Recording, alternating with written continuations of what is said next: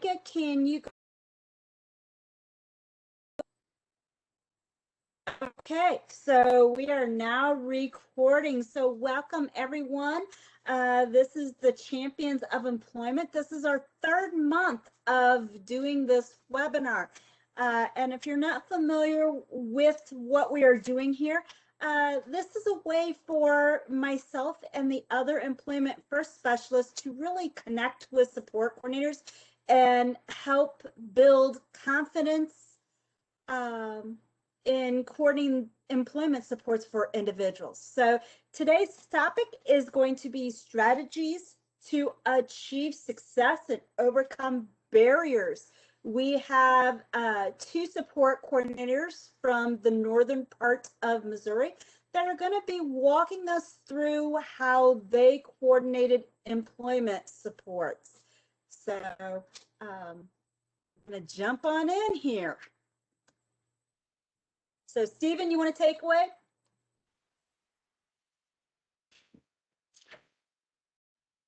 Yes, the first thing we're going to do is do a poll question for the first one.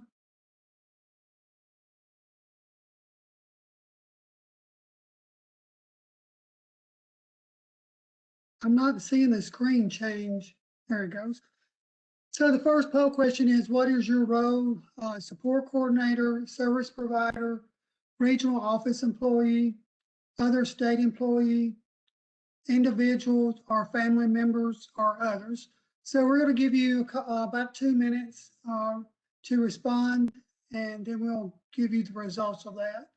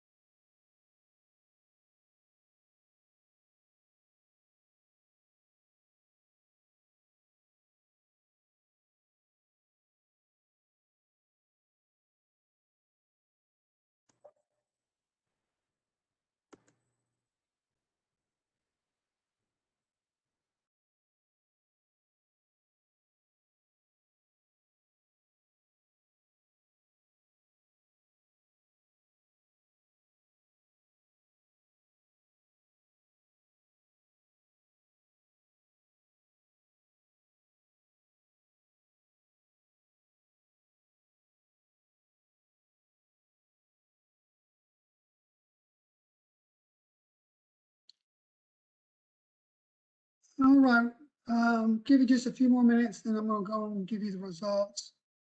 It looks like they stopped already. Okay. All right, for support coordinators, it looks like 25%, service providers 4, regional office employees 1, other state office employees none, individual family members none, and others none.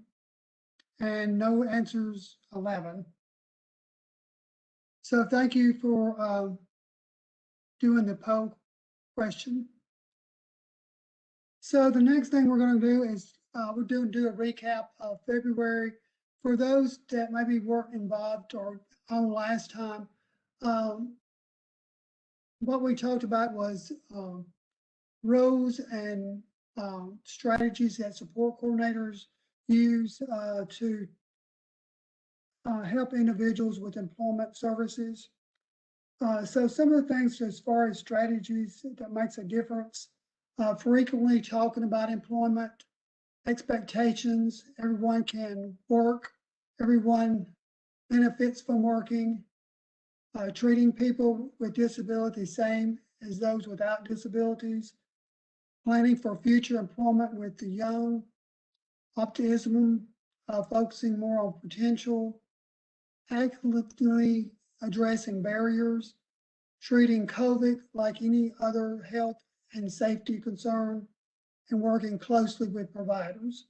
So those are some of the things that we covered in the February webinar. And One so the thing big, one thing I kind of wanted to mention here is what was interesting for those of you who weren't participating with us last month. As Stephen and I were trying to plan for last month's topic, we were kind of looking for that tool that we could share that'd be like that, aha, here you go. Here's the tool that can really help you during COVID. And what Stephen and I were really excited to find out is it wasn't about the tools so much as the strategies. And what we were hearing from support coordinators that were really being successful in getting people interested in employment, even during the pandemic, is that they weren't treating it like any other different concern. So we all have individuals who have health and safety concerns. So it was treating the pandemic just like any other health and safety concern and going, okay, you want to work. How are we going to do it safely? What needs to be in place for you to be successful and for you to remain safe during this pandemic? So that was one of the things that really kind of stood out to myself that again, I wanted to stress because I think it's important to keep in mind. So, all right, Stephen, you want to continue taking us through the highlights from last month? yep. So the highlights from February, the first one, it says using employment as a means to achieve outcomes, self-actualization, esteem, no, and love, and I can't even see what that says. Belonging, safety needs, and psychological needs.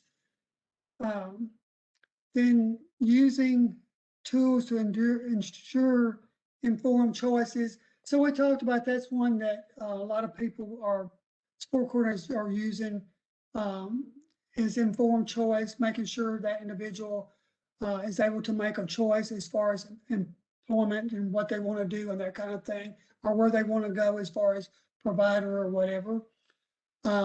Addressing the barriers. So this is a little thing that shows one of the presenters last month showed a kind of like a thing they used as far as when talking about Social Security and how it affects their benefits. So this was something she used that was she felt was very helpful when talking to individuals about going to employment and how it affects their Social Security or their benefits.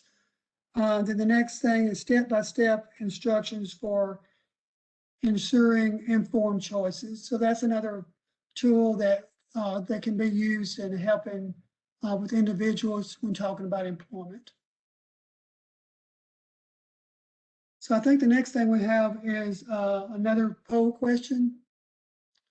So on this one, how many individuals have coordinated waiver funded employment supports for 0, 1 to 5 individuals, 6 to 10 individuals, 11 or more individuals. So again, we're going to give you about 2 minutes to respond. So go ahead and do that now, please.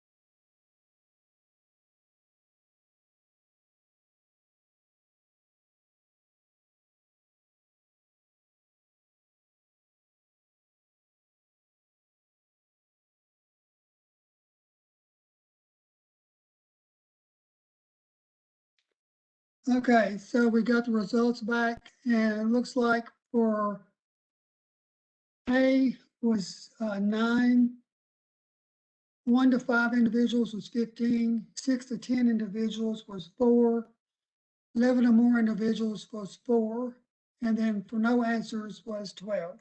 So thank you for doing that.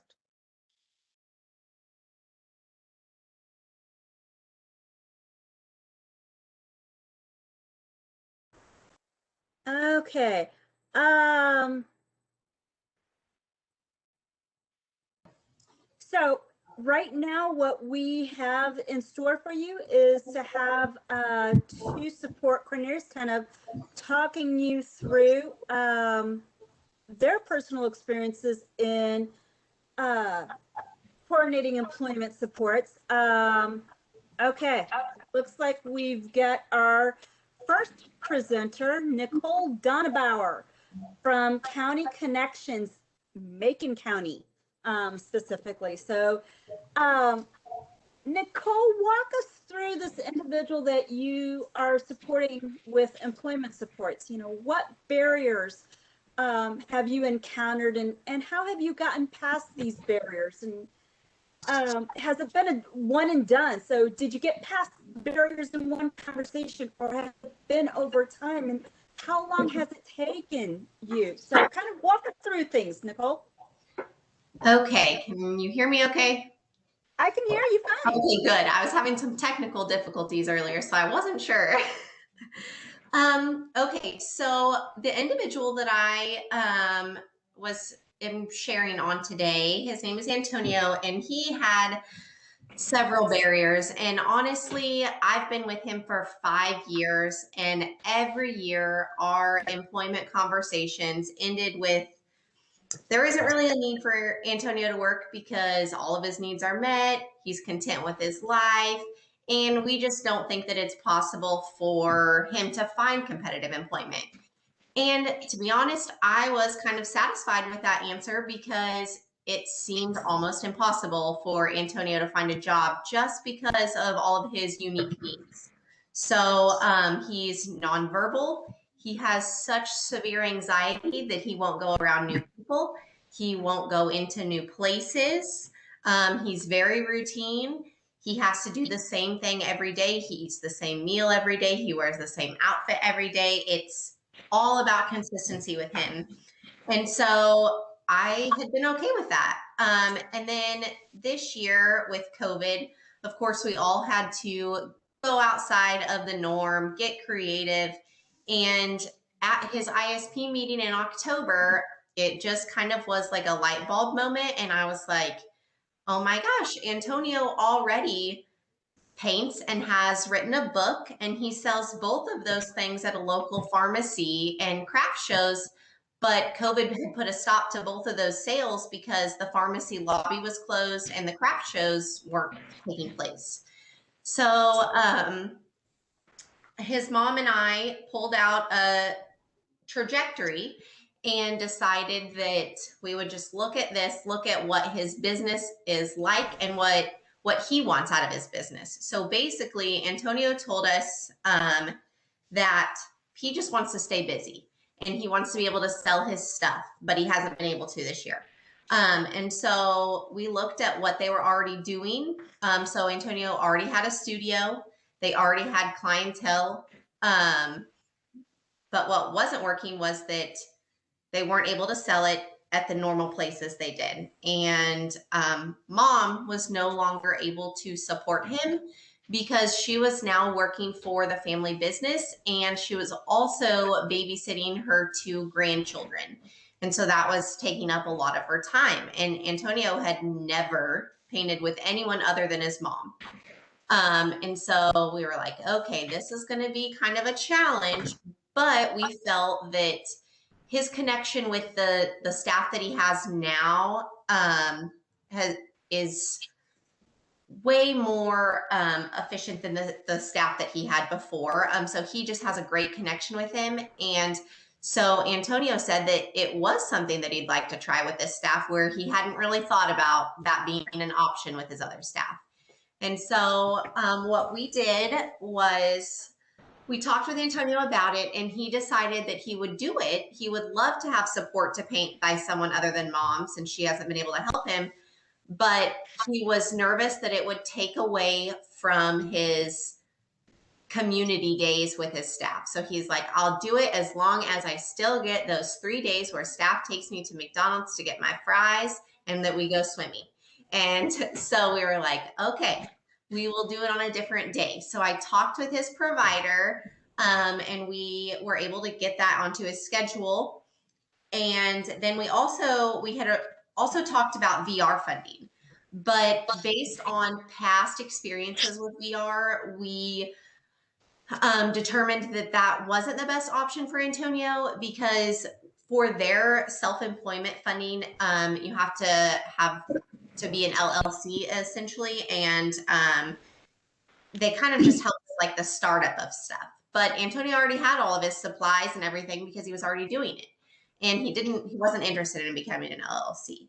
So we looked at service definitions and decided that supported employment was the best option for him. And so then we used a star and essentially made a business plan out of it. And so we put things in it like what Antonio currently is doing, and then what we would like staff to support him in to help him expand his business. So like I mentioned earlier, the sales was the big issue, and he wasn't able to sell anything this year.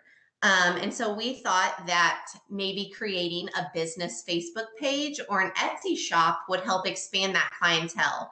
And so that's something that staff can help him create and maintain then, because neither Antonio nor his mom are very tech savvy. And so they are looking forward to having staff support him with that.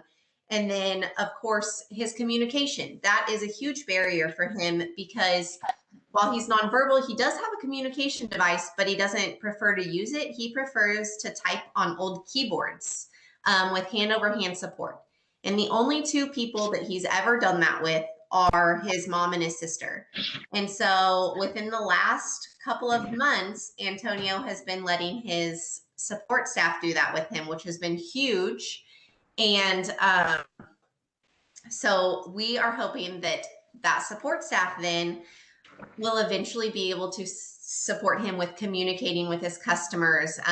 And Antonio can type to him what he wants to say to the customer, and then the staff can relay that information. And then once I completed the amendment and sent it into the regional office, the concern that I got back was that Antonio's painting would turn into essentially a hobby and not a business. And that's not what we wanted, since we were doing the supported employment authorization. So I went through some charting the LifeCourse tools and decided that the tracking my success tool would be a good thing to use for him, because then we can see what's working for him and what's not working for him and prevent it from becoming a hobby. So rather than let things continue to happen that aren't working and then it essentially is just a hobby, we want to track it, make sure we're staying on track with our business plan that we created and doing all those things. Even if it takes him months to accomplish, we want those baby steps and be able to track any type of progress. And so I am happy to report that this has been the first month that Antonio was able to start working with staff on that. And last week was the first day, and it was not exactly what we expected, but it was some progress. He did not run straight out to the car and make staff take him to McDonald's to get his French fries. He let staff come inside and go up to his studio. Antonio didn't enter the studio, but he let him come in there and look at everything, and stood at the door and watched him look at all the paints and his table and everything. And so we, staff and I sat down with mom then later and decided, okay, what can we do to help Antonio get into the studio with him? And we decided, let's just do some positive reinforcement with him. And so Antonio loves French fries, as I mentioned, from McDonald's. And so we decided, well, next week, let's say, Antonio, if we can get one painting done today, we will get some French fries. And so this week, Antonio painted with staff. He came up with a title and it was awesome. Antonio, I guess I forgot to mention that he does abstract art. And so what's neat about his paintings is that he titles them or writes descriptions about them. And what his art is how he sees something. And so it's really neat. My favorite part of his paintings are the description or the title, and because he is such a good writer. And so this week when he painted, he titled the painting Opportunities Lead to Learning. And so he was so happy that he had this opportunity to paint with staff, and he's learning how to cope with having someone else support him besides mom, and just has all these new opportunities in front of him. And he's so excited about it. And it was really neat to witness that with him and his staff. And then he also typed out on his keyboard that he was dedicating it to myself and his staff, which was awesome to see. And so we are excited for what his future holds and him creating more art with staff. And then, like I said, creating that Facebook page and Etsy shop and just expanding his business. So.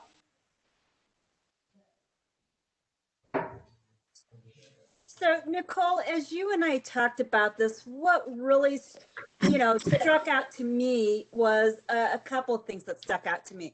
So, the first thing was, how many individuals do we have on our caseload that have multiple barriers? And it seems like the more barriers somebody has, sometimes the harder it is for us to envision what employment might look like for somebody. So what you had pointed out to me is the catalyst for this individual was you kind of thinking about this differently, kind of looking at, okay, what is already working for this person and how can we build upon that?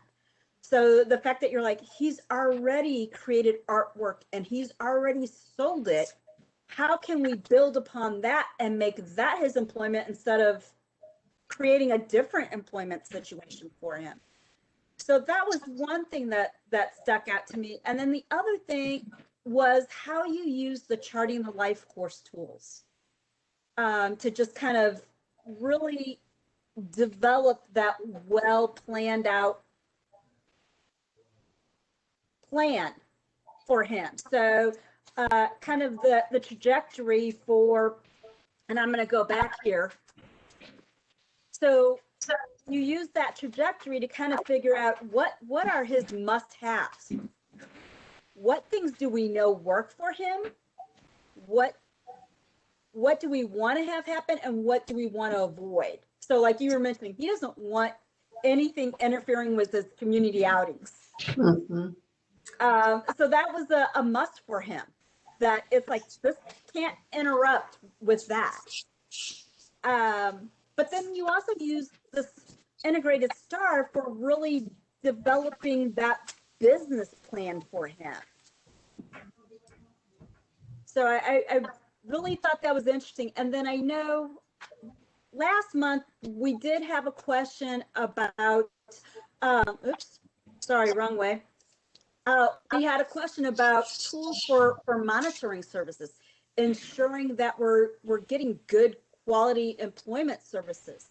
And here you're using that tracking success tool to kind of really make sure that he is making progress and that it's financially self-sufficient for him. It's more than just a hobby, but it's producing income for him.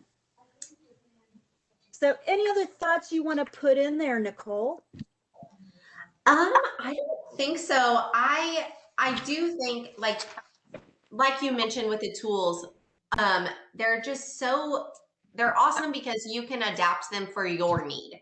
And so that's really what I did with the STAR. So my STAR has several lines in it because I obviously, like put things that we wanted that we didn't already have and how we would get them. And so like, then the trajectory helped us figure out how we would get those. And so it doesn't quite look like the traditional STAR, but that's what we used. And so we made it work for us. And so I just think that that's really awesome. And I'm excited to use the tracking tool. Like I said, we used it for the first week and we decided, okay, so we got to do something to get him in the studio. What are we going to do? And that's when we decided the positive reinforcement. And so that works last week. So now we know, okay, well, that works for him. He likes getting, that instant reward of my French fries when I'm done. So, anyway, so I just think that it's going to be really good to be able to see all his progress. And even if it's the smallest thing, I just think that it's going to be cool to watch all that throughout his career. So before we move on, does anyone have any questions for Nicole?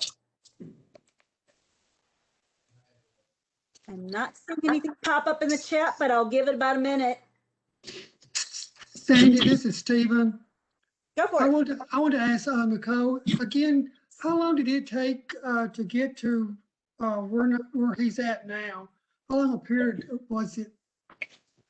So I've actually been working with him for 5 years. And like I said, every conversation every year that I have with him at his annual ISP meeting in the employment section, it kind of always just ended with the same, well, he doesn't really need to work. He's content, that kind of thing. And I'd been okay with it. And then this year he was a 12-1 ISP. And so we started that planning in October. And so then he started this month. So it took us from October to this month to get everything in place and, figure out our plan and all that stuff. But before that, it had taken that whole 5 years that I've been with him before something just clicked and everything just fell into place how we needed it to. So it, of course, wasn't just an overnight thing. Well, that's why I was kind of wanting to let the other support coordinators know that it didn't always happen overnight, and for, not to give up, and things like you're just all of a sudden popped up with what you needed to do to help him, with employment. So I just wanted to kind of bring that up. So thank you. You're welcome. All right, I'm still not seeing any questions pop up in the chat. So we wanted to kind of do a quick poll. We wanted to find out from you all, which Charting the Life course tools do you use the most often? And for this, you guys can select as many as you use the most often. So select all that apply. So we've got the trajectory, integrated support star, the life domain vision tool, reciprocal roles, mapping relationships, the tracking success, but we also have an option that if you guys don't really use the Charting Life course tools, you can tell us that too. So we're going to give you about 2 minutes to complete that poll. So go ahead.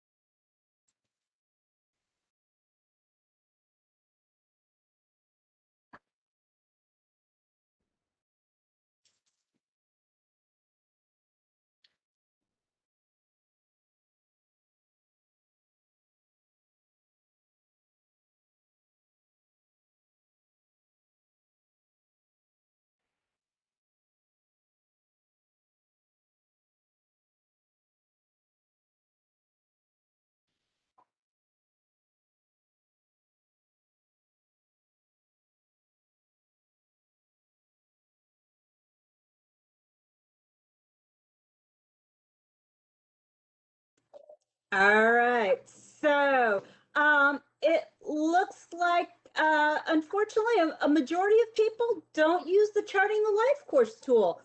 Of those that do, it seems like things are kind of split. It seems like trajectory and the integrated support star are the most commonly used tools out of the Charting the Life course tools. So wanted to show you where you can go and get these tools. So you can go to www.lifecoursetools.com to check them out. And I would recommend kind of going and checking out all the different tools, because when I was on there, like I said, I saw the the mapping relationships and the reciprocal roles. And those look like they could be pretty useful in trying to figure out individuals who can help people with employment, whether it's, finding employment in a place that they're interested in. We all know sometimes it's who that gets you into those jobs.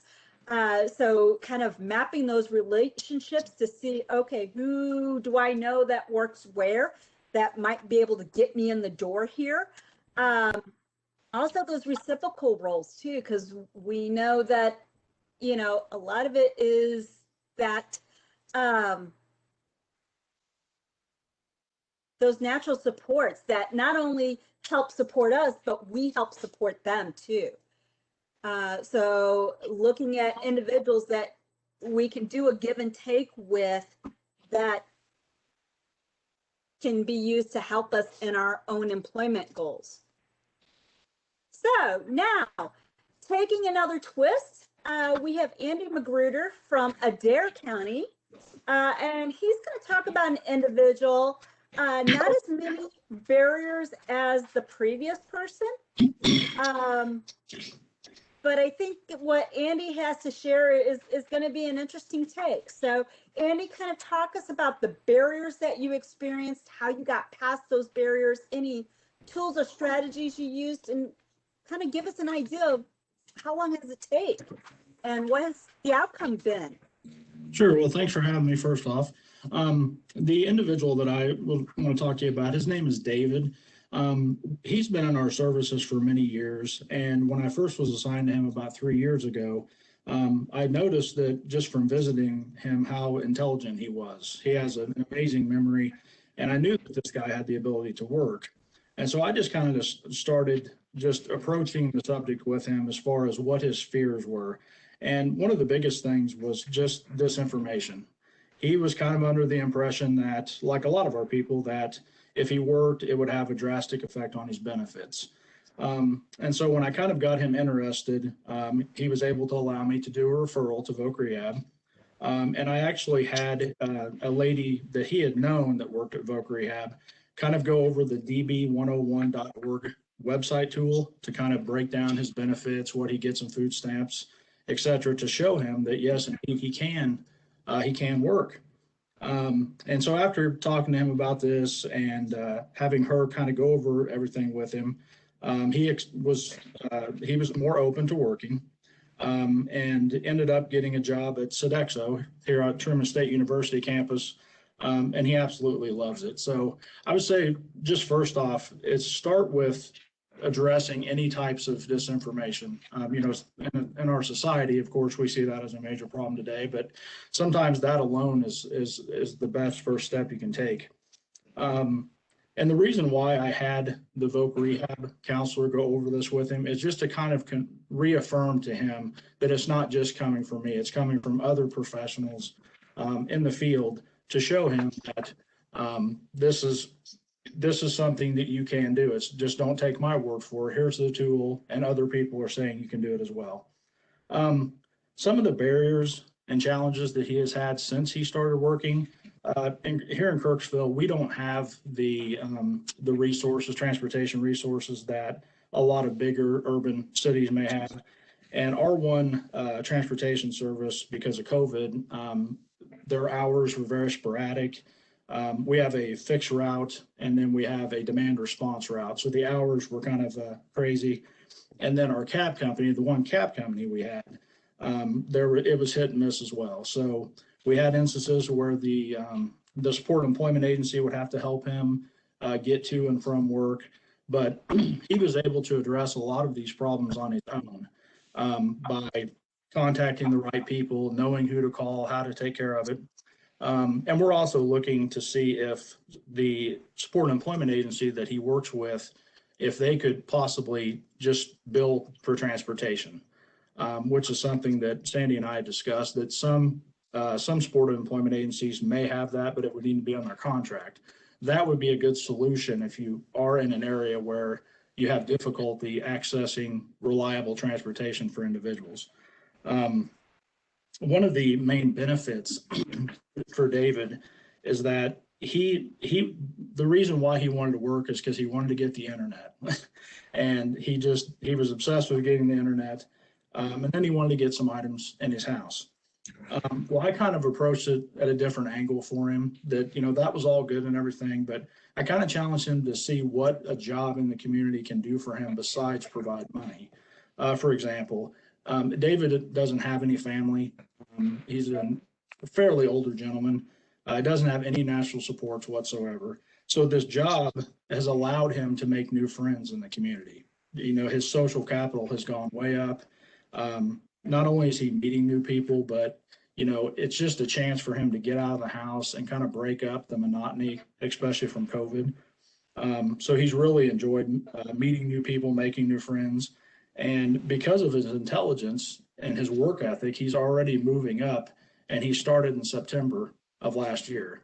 So pretty amazing to see that this guy didn't even think he could work because of the whole disinformation thing, but now he's not only working, but he's accelerating. But I can never stress the importance of, when you talk to individuals about working, is not just making it about money, because we know a lot of our individuals, they don't have a lot of family, they don't have a lot of friends, they don't have a lot of consistent contacts that you or I would have. So really kind of going at it from various angles, that might just be enough to give people the confidence to maybe want to at least try to work. Another thing that I noticed with David is this job has really helped him improve in like problem solving skills. He has more confidence, better social self-esteem, seems to be in a better mood. So there's so many important things to consider besides just the paycheck. One thing that I want to kind of build on was what Nicole was saying about with the LifeCourse tools.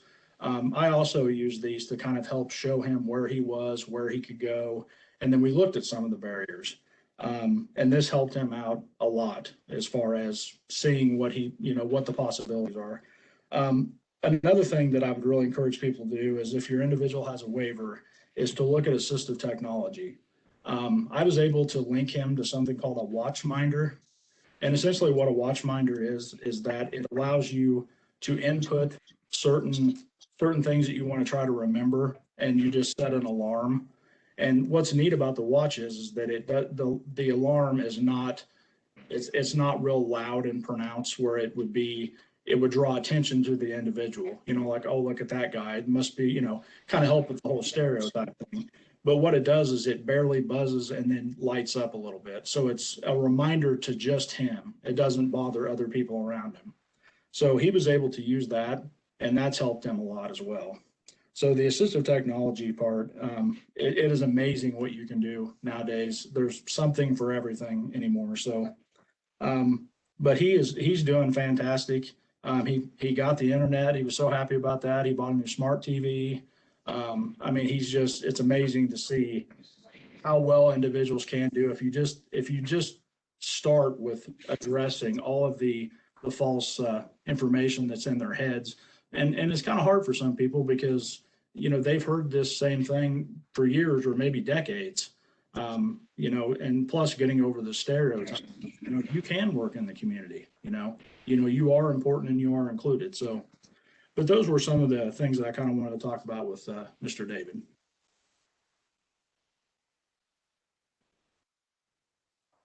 All right. Thank you so much, Andy. And you know what kind of stuck out at me when we were talking about your individual, Nicole, a lot of the barriers she knew up front before Right. they even started with employment. And part of that even became a barrier to getting employment going because everybody was fixated on those barriers and how do we get past those barriers. Whereas your individual didn't have a lot of barriers at the beginning, but once you started in employment, then because of situations like COVID, the transportation, then you started encountering some issues that, okay, we got to resolve to keep moving forward, to keep you being successful. So yeah, I really like your story for that. That's kind of like, we're not always going to encounter those barriers, before somebody gets an employment. Sometimes it's going to be after they're employed, and then we encounter things. And I also like the idea of that, using the technology too. We know that we are in a direct support professional crisis right now. So hiring somebody to help somebody with something isn't always going to be the answer. So where can we find more creative solutions? And of course, that assistive technology allows them to be even more independent. So that's another thing too. So does anyone have any questions for Andy?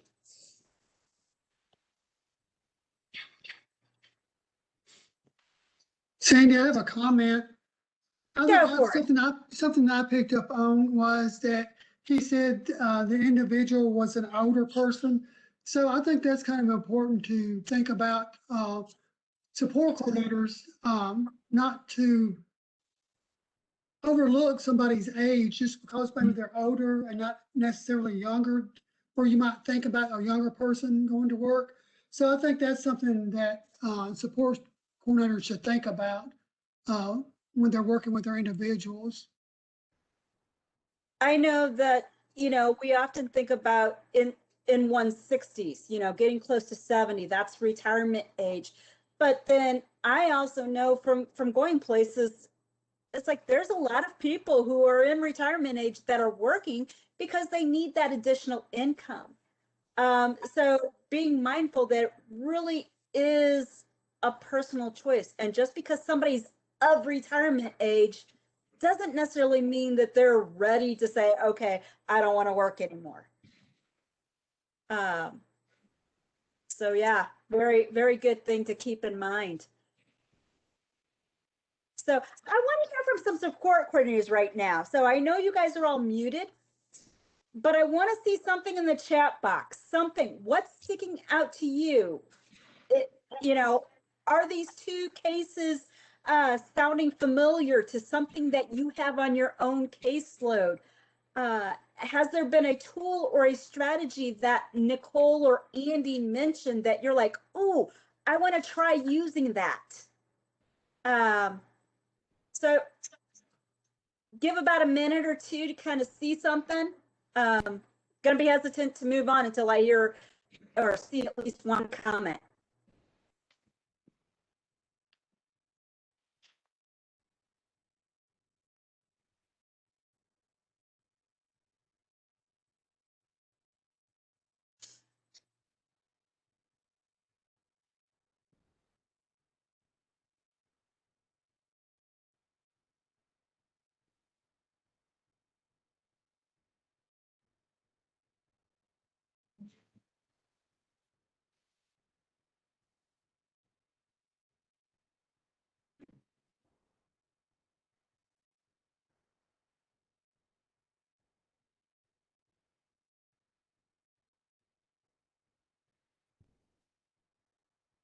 All right, looks like we've got that comment. Okay.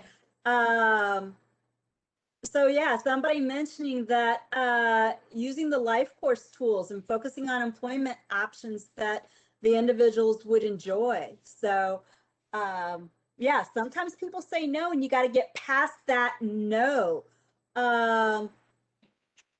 Having individuals who want to work part-time who are afraid of losing those benefits. So yeah, if we can use DB 101, or if we can even just provide that reassurance. So yesterday, Mike Dalto did a webinar on just the basics, SSDI, SSI, Medicare, Medicaid. Again, letting people know that they don't have to choose between their benefits and work. They can do both. They just need to know the rules. They need to know a little bit about what their options are and how it all works together to see that they can actually come out on top, have more money, and not lose their benefits. So great.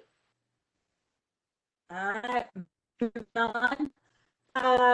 Also, just before we go into this, I wanted to let you guys know that I did put the links for Mo MoDB101 and Watchminder in the chat box.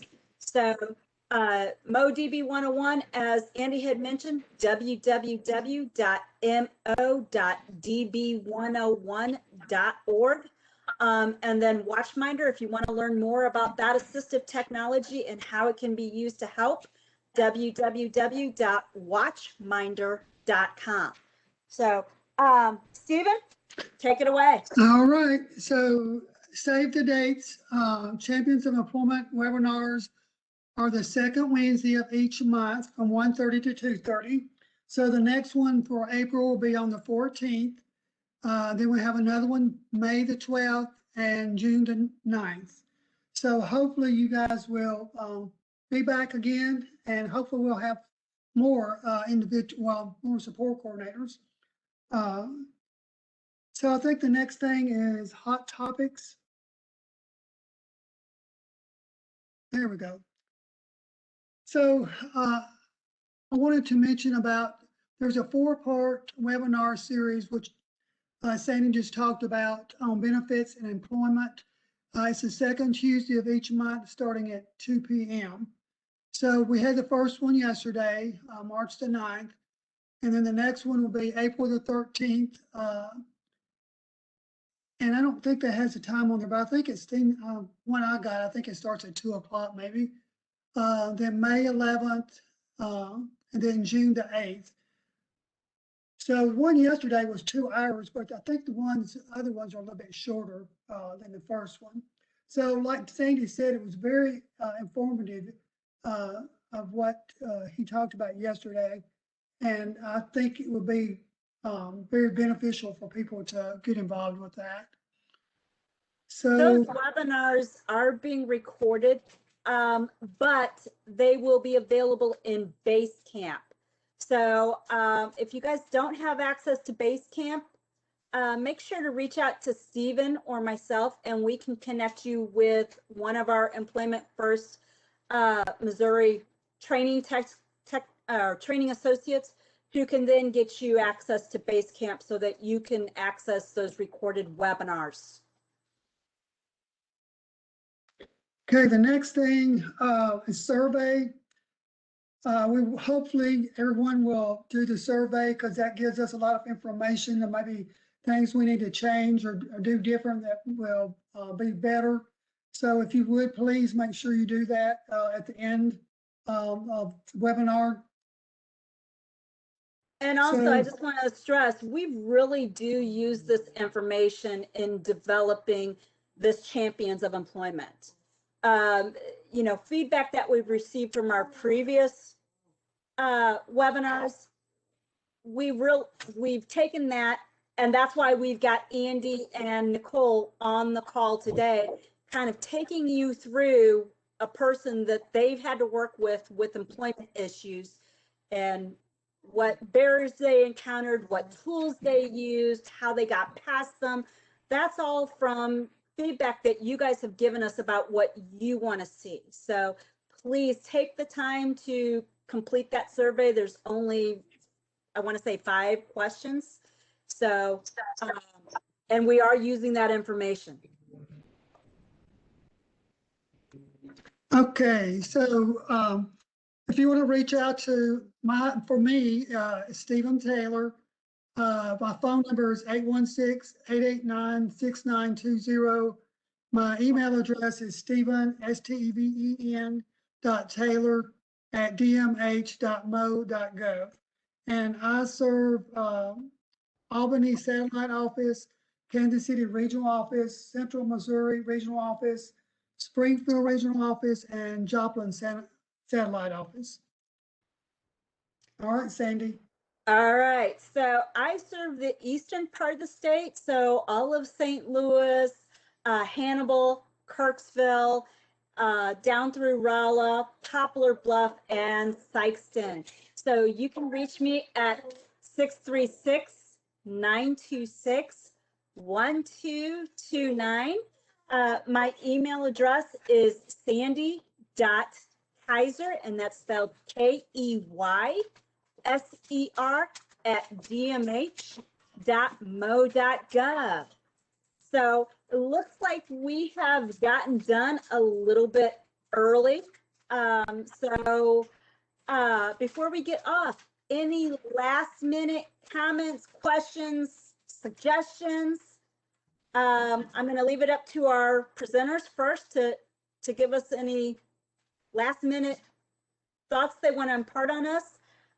For those that are muted and are not able to talk, please drop something in the chat box. So, Andy, Nicole?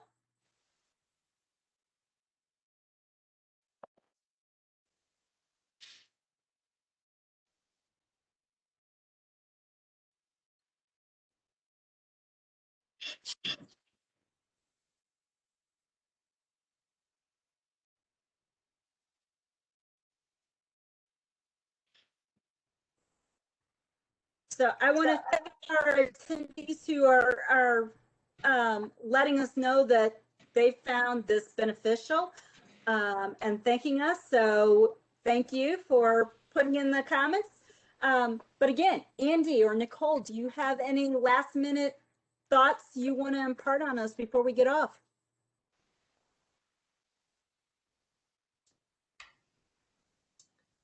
I'll just add, so I was listening to a question or a comment that was left earlier about using the LifeCourse tools to help figure out the best route for someone for employment. And so one thing that I like to do, not just for Antonio's situation that I talked about, but for everyone, that STAR, it really helps to figure out what someone is good at, what their strengths are, and so then like how to build on that. So to really customize the employment that you're looking for them, because everyone has a strength. So that just helps you find it and then build on that and really find a good fit for them for employment.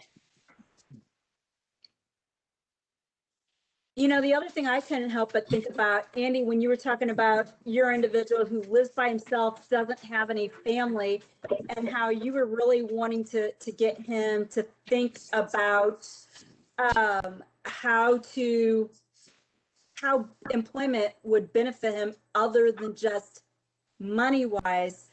I can't help but think, you know, how that reciprocal relationships might be a neat tool to kind of do, you know, kind of a before and after.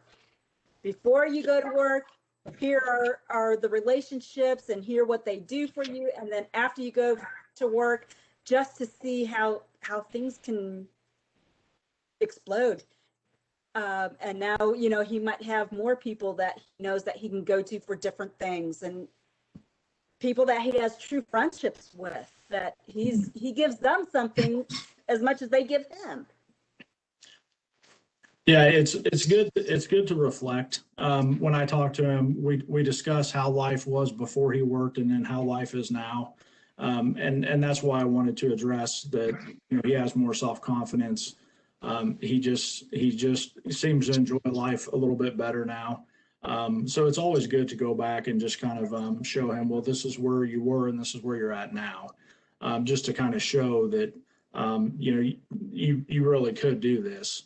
I would just also stress to, you know, if you have an individual who is unsure about wanting to work, or if, say, there's a barrier that's in the way, do everything you can to really address that barrier. Sometimes it's something so simple that either somebody hasn't taken the time to address in the past, or hasn't really given, you know, the effort that they need to help them to cross that barrier. So sometimes it's just keeping it simple and looking at the tools at your disposal, especially the assistive technology, and reaching out to other agencies, other entities like VR, or, you know, even if you're not going to get a referral, sometimes people have been in this field a long time. They could maybe direct you and offer some additional options. All right. So again, reminder, our next Champions of Employment, second Wednesday of the month. So April, oh gosh, April 14th, 1:30 to 2:30. So We are recording these webinars. We will have them available on our website.